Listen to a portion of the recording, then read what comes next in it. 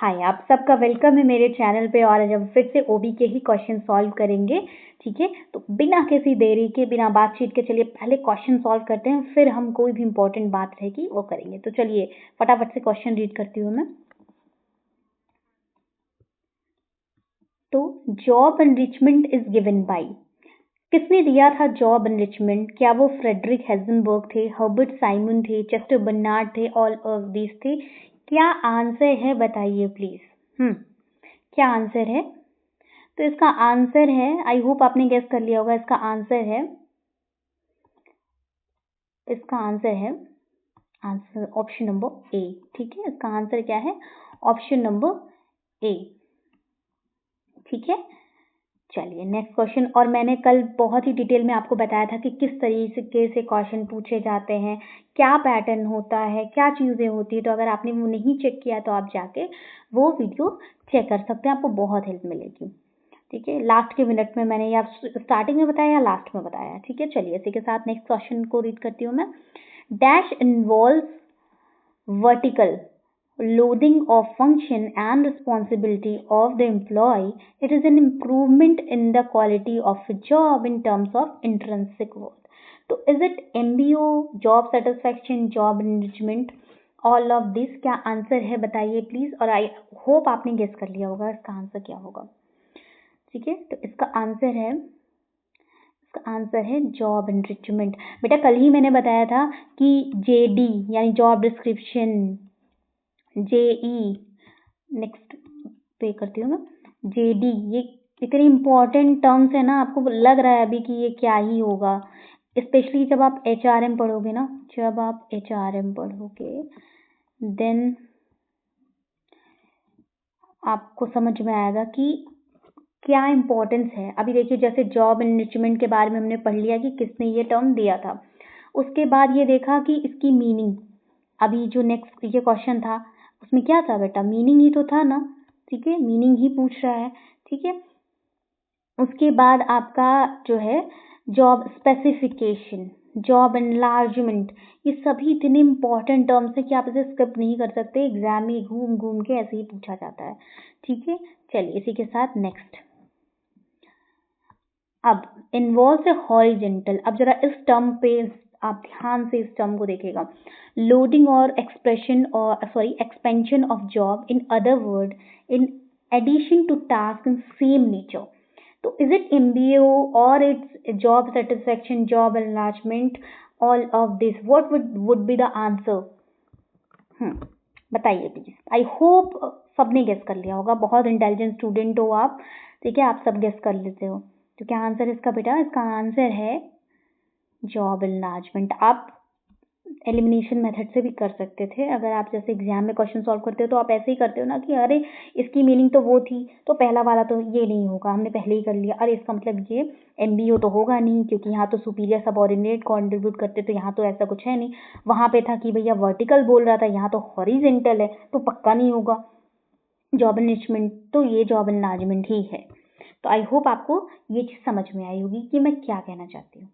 चलिए next. Provides achievement, recognition, responsibility, achievement and growth. तो is it जो MBO, job satisfaction, job enrichment, all of this? क्या answer है बताइए please. क्या आंसर है? तो इसका आंसर है बेटा जॉब एनरिचमेंट। अब देख रहे हो कितना इंपॉर्टेंट है, तभी तो वैरायटी के तरीके से ये पूछा जा रहा है। ठीक है, चलिए next. Shifting of an employee for one job to another in order to provide some variety. So is it MBO, job satisfaction, job rotation, all of this? I hope कि आप सभी को इसका आंसर पता है, क्योंकि ये one of the easiest question है। क्या आंसर है बताइए बेटा, क्या आंसर है इसका?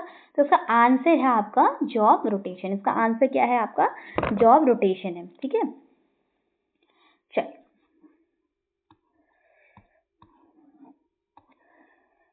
Next. The alteration of status quo or making things different. तो is it organization development, job satisfaction, change, all of this? क्या आंसर है प्लीज बताइए। तो इसका आंसर है बेटा चेंज। ठीक है, नेक्स्ट।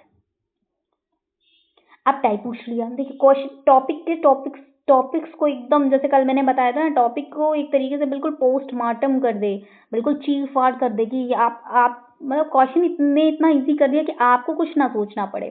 ठीक है, आपको कुछ ना सोचना पड़े, जो है क्वेश्चन ही आपको मजबूर कर दे कि अच्छा ऐसे भी पूछ सकता, ओ ऐसे भी पूछ सकता है, अच्छा ऐसे पूछा गया है, तो इस तरीके से। तो आप बताइए कि क्या type, which of the following is the type of change, is it reactive, proactive, both A and B, क्या ऑल ऑफ दिस, क्या आंसर है प्लीज बताइए फटाफट से।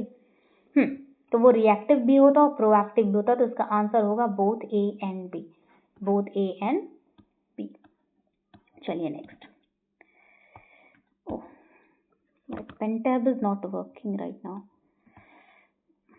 I don't know what happened. चलिए चल गया चलिए। Changes activities that are intentional and goal oriented, जो intentional हो और goal oriented हो, तो क्या वो reactive होता है, क्या वो proactive है, क्या वो plan change है, या all of these है? क्या आंसर है बताइए प्लीज बेटा। तो इसका आंसर है प्लान चेंज। क्या है इसका आंसर? Plan change. ठीक है, चल next. Person who act as a catalyst and assume the responsibility for managing change activities, तो इज चेंज है, एजेंट है, प्रोएक्टिव है, बोथ ए एंड बी है, ऑल ऑफ दीज है, क्या आंसर है बताइए प्लीज बेटा। इसका आंसर है चेंज एजेंट। ठीक है, अब ये जो नाम है ना, अब इससे पहले मैं क्वेश्चन रीड करूँ, मैं आपको इनके नाम की इंपॉर्टेंस आपको थोड़ा सा बताना चाहती हूँ। मेरी आदत है, क्योंकि मैंने ऐसे ही प्रैक्टिस करी थी अपने एग्जाम टाइम में, मैं चाहती हूँ आप भी ऐसे ही करो ताकि आपको एग्जाम में क्वेश्चन यूँ चुटकी में बन जाए। ठीक है, ये कॉम्पिटेटिव वाले बच्चों के लिए स्ट्रैटेजी है, अगर वो चाहें तो वो इस चीज़ को फॉलो कर सकते हैं। अब ये जो नाम है ना भाई साहब, इनका जो नाम है ना, आप कर्ट लेविन का नाम, अगर आप यूजीसी की तैयारी कर रहे हैं ना, तो आपने थोड़ा सा ज्ञान दूंगी, बहुत इंपॉर्टेंट ज्ञान है। ठीक है, पेपर 1 में भी सुना होगा, अगर जिसने इनडेप्थ पढ़ाई करी है पेपर 1 की, तो उसने इनका नाम तो सुना है। आप मुझे कमेंट करके बताना कि किस यूनिट में इनका नाम आता है। ठीक है, इतना तो आप कर ही सकते हो इंटेलिजेंट स्टूडेंट्स। ठीक है, चलिए ना पेपर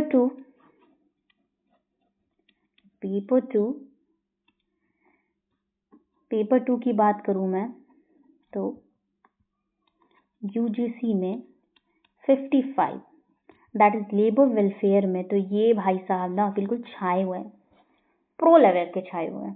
ठीक है, इतने क्वेश्चन हैं इनसे ना कि आप इनसे भाग ही नहीं सकते।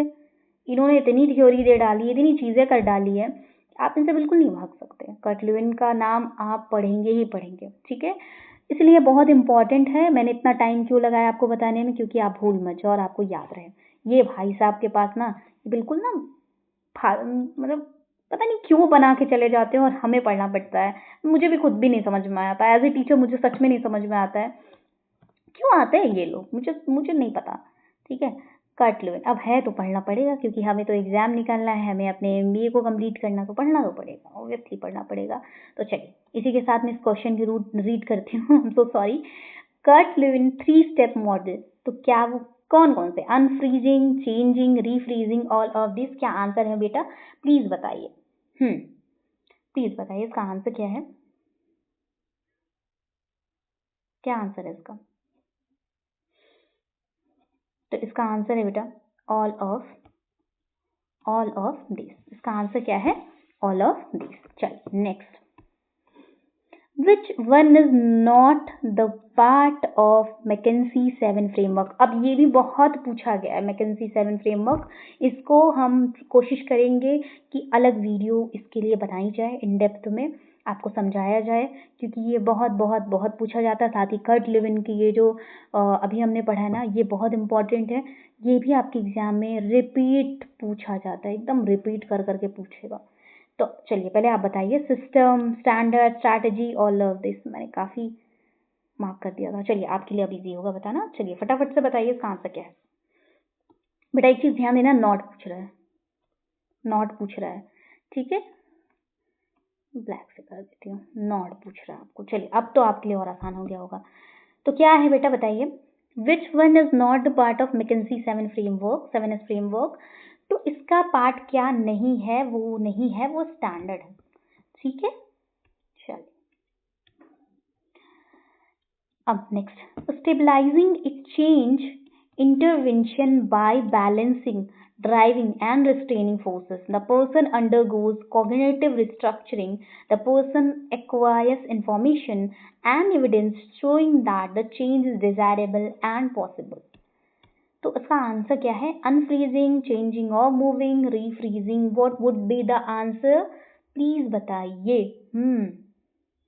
क्या आंसर है बेटा इसका? तो इसका आंसर है चेंजिंग और मूविंग। अगर आपको अभी ये समझ में नहीं आ रहा है कि ये क्या आप बता रहे जा रहे हो, तब से मुझे कुछ भी समझ में नहीं आ रहा, कोई प्रॉब्लम नहीं है। इससे रिलेटेड मैं पूरी कोशिश करूंगी मैं आपको एक डिटेल में वीडियो बना के दूं, जैसे मैंने बिग 5 पर्सनैलिटी का बनाया है, टचमेंट मॉडल जो हमने उसके कई क्वेश्चन सॉल्व किए थे, हमने बिग 5 पर्सनैलिटी को सॉल्व किया। इसका भी मैं ऐसे ही एक वीडियो इन डेप्थ में समझाऊंगी, तो आपको समझ में आ जाएगा। अभी आप क्वेश्चन सॉल्व कर लो, क्योंकि यहाँ पे पूरा एक्सप्लेन करूंगी तो फिर क्वेश्चन वाला पोर्शन रह जाएगा। ठीक है, तो चलिए इसी के साथ next is to integrate the new behavior into the person personality and attitudes, helping the client to integrate new point of view. तो is it unfreezing, changing, refreezing, all of these? क्या आंसर है please बेटा बताइए जी। तो इसका answer है refreezing। क्या answer है इसका बेटा? refreezing। Next, a change process based on systematic collection of data and then selection of a change action based on what the analyzed data indicates. Action research, changing, refreezing, all of this क्या answer है फटाफट से बताइए। तो इसका answer है refreezing। ठीक है, चलिए आज के लिए जो लास्ट क्वेश्चन है वो हम सॉल्व करेंगे। Causes of resistance to change is, I hope ये मतलब ये तो सबको पता होगा, मुझे ऑप्शन का नाम लेने की भी जरूरत नहीं है, और आपको पता होगा कि क्या होता है कॉज, क्या होता है रेजिस्टेंस टू चेंज का, क्या individual, group, organisation, all of this. बहुत इंटेलिजेंट स्टूडेंट हो, आपको तो ये पता ही पता है। चलिए फिर भी मैं बता देती हूँ इसका आंसर क्या है, जो आंसर बताना मेरी जिम्मेदारी है ऑब्वियसली, तो मैं बताऊंगी इसका आंसर है डी। ठीक है, तो आज के लिए इतना ही, हम इतने ही क्वेश्चन को सॉल्व करेंगे। अब तक हमने आज 200 क्वेश्चन सॉल्व कर लिया है अब तक में। अगर आपने प्रीवियस वीडियोस नहीं देखी हैं तो आप उन्हें जाके चेक करिए, आपकी बहुत हेल्प होगी। मैंने बहुत सारे क्वेश्चन सॉल्व कराए हैं ओबी के, अब तक मैं 200 क्वेश्चन करवा चुकी हूँ, और कई पार्ट में वो क्वेश्चन आई थिंक ओबी से आपको 10 वीडियो मिल जाएगी। ठीक है, और सबके थंबनेल पे मैंने कोशिश करी है, एक सेकेंड, सबके थंबनेल पे मैंने कोशिश करी है कि मैं मेंशन कर दूं कि ये कौन सा पार्ट है। ठीक है, तो आपको ऐसे 1, 2, 3 इस तरीके से दिख जाएगा। तो आप वो 10 के 10 वीडियोस को कवर कर लीजिए, आपको बहुत सारे क्वेश्चन, बहुत सारे टॉपिक्स भी समझ में आ जाएंगे। आपको ये समझ में आ जाएगा कि क्वेश्चन कैसे पूछा जाता है, या आपकी अभी प्रेजेंट टाइम में कॉन्सेप्ट की क्लियरिटी क्या आपको सच में पता भी है कि क्या पढ़ना है क्या नहीं पढ़ना है। ठीक है, मैंने फैक्ट्रीज एक्ट के भी क्वेश्चन सॉल्व कराए हैं, और वो जो फैक्ट्रीज एक्ट के क्वेश्चन है, वो जितने भी क्वेश्चन है 1948, ठीक है, वो सभी जो है बेटा, वो सभी आपके PYQ ही है, कोई भी मॉक का क्वेश्चन नहीं है। सारा मैंने PYQ को कलेक्ट किया है और फिर वो क्वेश्चन सॉल्व कराया है, वो भी कई पार्ट में है। आप उसे भी कवर करिए, आप इसे कवर करिए। मैं किन बच्चों को ज़्यादा इंसिस्ट करूँगी तो वो होंगे लेबर वेलफेयर के बच्चे, कोर्स 55 वाले। 17 भी ओवी को जरूर चेक करें, क्योंकि उनको बहुत हेल्प होगी। जो 17 के स्टूडेंट हैं वो मैनेजमेंट के स्टूडेंट हैं। ठीक है, उनके लिए बहुत बहुत बहुत यूजफुल होगा। कुछ जो ओबी का पोर्शन साइकोलॉजी से मैच करता है, तो साइकोलॉजी के भी स्टूडेंट इसे देख सकते हैं। ठीक है, तो आई होप कहीं ना कहीं मैंने आपकी हेल्प करने की कोशिश कर रही है और कर भी रही हूँ, और मैं करती रहूँगी अपनी तरफ से। ठीक है, तो आई होप आज के जो भी मैंने आपको बताया क्वेश्चन वो आपको समझ में आए होंगे। बाकी जो 100 क्वेश्चन अभी रह गए हैं वो हम ऐसे ही धीरे धीरे करके सॉल्व कर लेंगे। ठीक है, और उसकी जब ये कंप्लीट हो जाएगा ओबी ना, मैंने आपको पहले भी बताया था, मेरे वीडियोस में जाके चेक करना, अभी मुझे याद नहीं मैंने किस वीडियो में बोला था ये। जब ओबी का 300 प्लस जो क्वेश्चन है वो हो जाएगा, देन वी विल सॉल्व ओबी के जितने, वैसे इसमें पीवाईक्यू भी कवर है, बट पीवाईक्यू अगर किसी को नहीं पता तो मैं बता देती हूँ बेटा, प्रीवियस ईयर क्वेश्चंस। तो ओबी के जितने भी पीवाईक्यू 2008 से लेके 2000 जो अभी एग्जाम हुआ है टिल यहाँ तक हम सॉल्व करेंगे, ठीक है। ओबी पे मैं इतना ज़्यादा क्यों फोकस कर रही हूँ आपको बता रही हूँ, क्योंकि एक बात बताऊँ बेटा, कट ऑफ जो हो जाता है ना, मतलब रटने वाला, आपको क्या लगता है अभी जिसको भी लग रहा होगा कि ये पढ़ाई से रिलेटेड नहीं है तो वीडियो स्किप कर देना, और नहीं आपको लगता है कि अभी आगे इम्पोर्टेंट है, और अगर आप अभी तक भी देख रहे हो तो आई होप आप बहुत सीरियस स्टूडेंट हो, ठीक है। तो चलिए इसी के साथ कंटिन्यू फिर से करते हैं।